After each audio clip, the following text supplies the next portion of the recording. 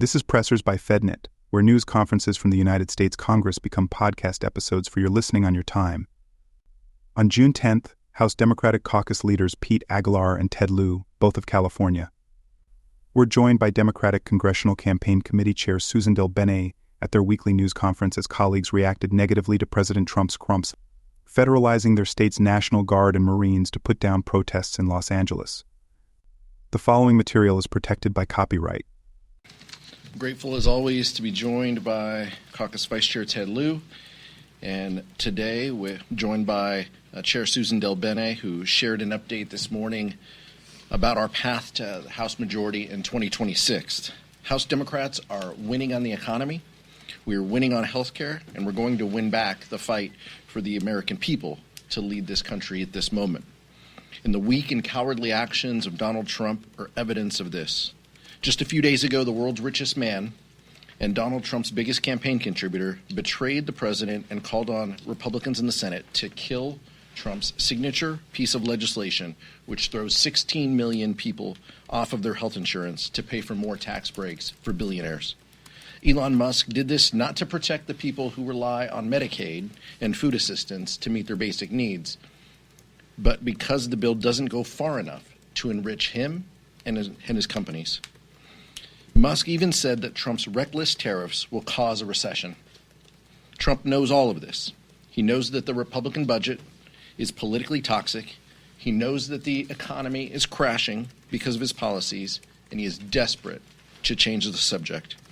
He sees the protests in Los Angeles as an excuse to unleash more chaos and distract the American people from the failing economy and his plans to cut Medicaid and food assistance.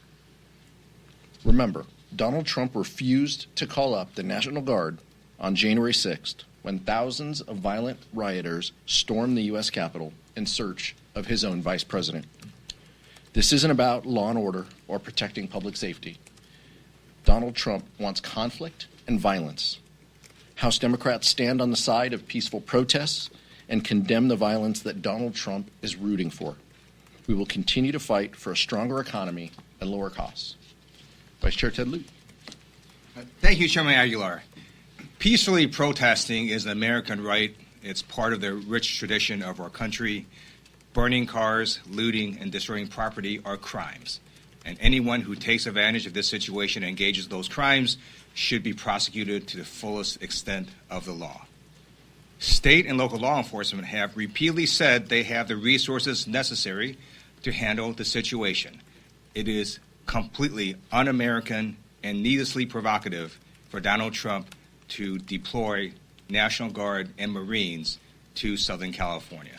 So I'm going to talk about the National Guard first. The legal authority Trump is using is 10 U.S.C. Section 12406. I encourage all of you to read it. It very specifically says the only way he can do this is through the orders of the governors of the states. Governor Newsom clearly has not given this order. The National Guard troops are following unlawful orders. I ask every National Guard person who is under this order to read the order, to see if it came from Governor Newsom, and then to read the law, and then decide for themselves if they are following unlawful orders.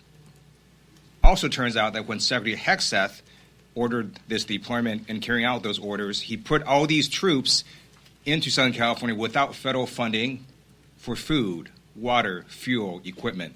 They were sleeping on the floor. They were sleeping on each other. It is a complete mess. Secretary Hegseth's repeated incompetence is next level. He needs to resign. And in terms of the Marine deployment, we should not be deploying Marines against Americans. Marines are trained to kill the enemy. What are they going to do at this protest? Are they going to shoot protesters? What exactly is their role? They are not trained to do crowd control. They are not trained to handle these kinds of situations. They are not trained for law enforcement. So I asked the president to rescind his orders. He's being needlessly provocative and inflammatory. And Chairman Aguilar is right. He is losing on his big, ugly bill. It is going to give massive tax breaks to billionaires, and it's going to be funded by the greatest health care cuts in U.S. history. So do not fall for the trap that the president is laying here with his shiny objects he's trying to do. Focus on how he's messing up the economy, messing up your health care. And with that, I want to introduce our amazing DCCC chair, Suzan DelBene from Washington. She's going to be the field general that leads us to flipping the House next year. Thanks, Chair Aguilar and Vice Chair Lieu. This morning in Caucus, we presented research on how House Republicans will lose the majority next year because of their one big broken promise. It's been only 2 weeks since House Republicans narrowly passed their legislation, and the more people learn about it, the more unpopular it becomes. Across the country, Americans have come out strongly against this tax scam.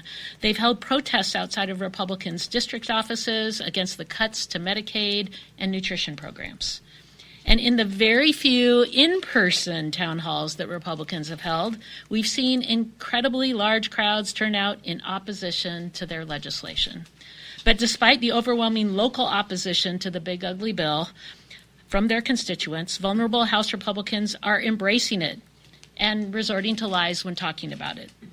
Well, they can lie all they want, but there's no denying the objective harm that it will cause. Independent, nonpartisan analysts have said instead of lowering costs for everyday people, House Republicans' big ugly bill raises costs on them. It will kick 16 million Americans off of their health insurance. It cuts food assistance programs like free school lunch. It takes a chainsaw to these popular programs to pay for tax breaks for the wealthiest few. This big ugly bill affirms everything voters already think about Republicans, that they don't work for the American people. They work for the billionaire class. It's clear that public support for the Republican agenda is cratering. Recent public polling shows that a majority of voters in House Republican battleground districts oppose the bill. They also revealed that most Americans agree the GOP tax scam will help the wealthy and hurt working families. These public surveys line up with the internal research we've done in partnership with our Senate colleagues, and it's what we presented to the caucus this morning. We found that just 25% of voters think the GOP tax scam will help them and their families. The same internal research showed that Republicans' massive cuts to popular programs are toxic with voters. We see there is clear argument that is incredibly persuasive to voters. Instead of lowering costs, Republicans are raising costs, cutting health care and food assistance to pay for billionaire tax giveaways. This vote is the defining contrast of the midterms. Remember, every single vulnerable House Republican voted for this disastrous piece of legislation. And since it passed by one vote, each one cast the deciding vote. Any one of them could have stood up to stop it, but instead they sided with the ultra-wealthy while costs are out of control and everyday Americans are struggling. With this vote, vulnerable House Republicans have already sealed their political fate, and it's one that they will come to regret next year when House Democrats retake the majority. Thank you. I'll turn back to you. Thank you, Susan. Questions? Nick? A little while up here, Congresswoman Yvette Clark, chair of the Black Caucus, said that the deployment of troops in LA could be an impeachable offense. Do you believe this is impeachable? I've said before from this podium that House Democrats aren't focused on impeachment today. We're focused on holding the president and House Republicans accountable for their policies that attack the basic needs like health care and food assistance that their policies are leading with. There will be plenty of time when Suzan DelBene guides us to the majority for us to exercise oversight where we can ask some very difficult questions, the policies that this administration is doing currently. But right now that isn't our focus. Andrew? With regards to ICE more generally, beyond just what we're seeing in California, as an Appropriations Committee member, if Democrats retake the House in 2026, do you think that the appropriations process should be used to try to make some reforms at ICE based on what we've seen in the last few months? First, what we need to do is have an appropriations process that works. Right now, House Republicans are wrapped around the axle, bending over backwards, trying to do everything that Donald Trump wants, and so they're marking up bills that are incomplete. We're going to see that full committee markup start today, this afternoon. We just heard from Secretary Hegseth And then 30 minutes later, we go and mark up the subcommittee bill on defense. And we'll have that in front of the full committee on Thursday. These bills are incomplete. But the second point I would say is the administration and Donald Trump have to follow the appropriations bills. Tom Cole said months ago that these were advisory. So which House Republican message are we going to get? Are appropriations bills law, or are they advisory and it's up to the administration and Article 2 to interpret? We don't know. We need to know that House Republicans believe in the appropriations process, and we will use that to make policy changes that are important with respect to funding government. That's how we've always done, and we've respected, Democrats and Republicans have respected that process over the years. And when we were in control, we did make changes to appropriations bills that got to core policies that were important to us, and we'll do the same when we're in the majority next time. Right. Thank you, Chairman. The USDA is expected to roll out an initiative to essentially prevent people on SNAP programs from using SNAP benefits to purchase sugary drinks. Is that something Democrats would support or oppose? What we know is that these basic needs programs are under assault by Donald Trump and House Republicans. Their own reconciliation plan would cut hundreds of billions of dollars, over $200 billion, out of the Department of Agriculture in these food nutrition programs. We agree in healthy diets. We agree that there are choices that people can make that will both expand the money that is given to them and ensure healthier lives. What we also know is that these programs like food nutrition and WIC go to the neediest of Americans. They go to people who are just trying to buy, formula and food for their families. That is under attack with the House Republican reconciliation plan, and that's what we're focused on. There's plenty of opportunity for committees to work through what this looks like and what the definition of a sugary drink is, and that's a fair conversation for us to have, but let's not lose sight that these programs are under attack by Donald Trump and House Republicans. Thank you. We've seen Democrats give some contradictory views on the LA riots. We have Senator John Fetterman, who has called them anarchy and true chaos, and we have Congresswoman Maxine Waters, who's denied that any violence has taken place. How would you characterize what we're seeing from these individuals in LA right now with Waymos lit on fire and stores looted and things of that nature? Here's the reality. Local authorities have this under control. There are a couple square blocks where a police presence is needed. A police presence, not a military presence. A police presence might be needed. And that should be the focus of local law enforcement. What Donald Trump is doing is inflaming those tensions. But as the vice chair said, anyone who is lawless or loots or commits a crime should be punished. That is the House Democratic Caucus position. What we do believe is in peaceful protest and in people being able to exercise their ability to observe ICE agents carrying on their activity, as well as standing on a street corner and holding a sign and speaking out and speaking their mind. That is completely appropriate activity. And what Donald Trump is doing is inflaming that by sending in the Marines and by mobilizing the National Guard under dubious legal rationale, as the vice chair mentioned. But I would argue, listen to the LA members. I'm from Southern California. I'll defer to my colleague who represents LA County. But this is something that local law enforcement clearly has under control, and the images on TV keep showing the same burning car over and over. 99% of the city is moving on just as business as usual. I'm glad you brought up the burning cars. So burning Waymo cars is despicable, and I urge that those folks be prosecuted who engage in that action. The National Guard could have done nothing about it because the unlawful orders they were given say they are to protect federal property, federal buildings, and federal personnel.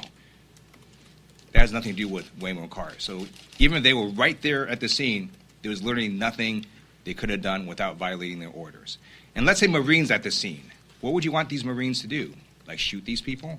It's ridiculous to have Marines there. This is a law and enforcement activity that should be handled by state and local law enforcement, not the United States Marines. They are not trained to do this.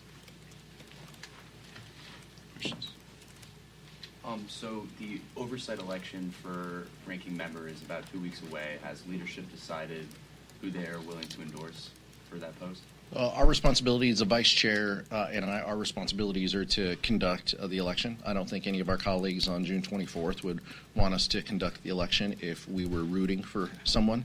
So we're going to conduct the election in a way that is appropriate, and all of the candidates for this position know that. We know them all very well. Each of them has a skill set and is suited to lead in a variety of areas, and we'll let the caucus decide, and we'll respect that decision. Does leadership have a response to Chairman Comer's expanded investigation into the alleged cover-up of President Biden's mental acuity? Is this the mental acuity, or is this the auto pen, or basically everything that Chairman Comer touches turns into a clown car? I mean, that's just the reality of it. This is someone who is very unserious about exercising oversight, and that's how we're treating it. This is not a very serious effort, but he's got to go through what he has to go through to appease the friends of Donald Trump along the way. Mike? Your road to the majority in 2026 is going to depend not only on protecting frontliners, but also picking up some Republican seats in some of these purple districts. These are districts where some of the images coming out of LA might play to the Republicans' advantage. So what's your message to the voters in that district that you do believe, one, in free speech, but also protecting law and order, given some of the images that we're seeing on TV? Yeah, just that we believe in free speech, and that we believe in law and order. These two things can go hand in hand. But our message broadly to that audience is going to be, your Republican member of Congress voted to kick hundreds of thousands of people off of their health care and take away their basic needs. That's exactly what's at stake here. And that's what we're fighting for. That's the importance of dealing with reconciliation in front of us, and the contrast that we will make between now and next November. But I'll let the chair speak to it. I agree. The contrast is a broken promise from Republicans who promised to lower costs on day one and have done nothing to lower costs, have been raising costs, kicking people off of health care, cutting programs that people depend on. That was the number one issue last election. It's the number one issue in Americans' minds across the country right now. They've only seen chaos and dysfunction from this administration, and a Republican Congress who is unwilling to stand up for working families. That's the contrast we'll continue to make. Thank you very much. How's the baseball team going to do? We're going to be okay. It's been a challenging environment the last 3 years. Thanks for listening. Subscribe and tell your friends about us. This program is copyrighted by Federal Network, Incorporated, and provided only for informational and educational purposes. Unauthorized reproduction, distribution, or use of this episode without expressed written permission from FedNet is prohibited.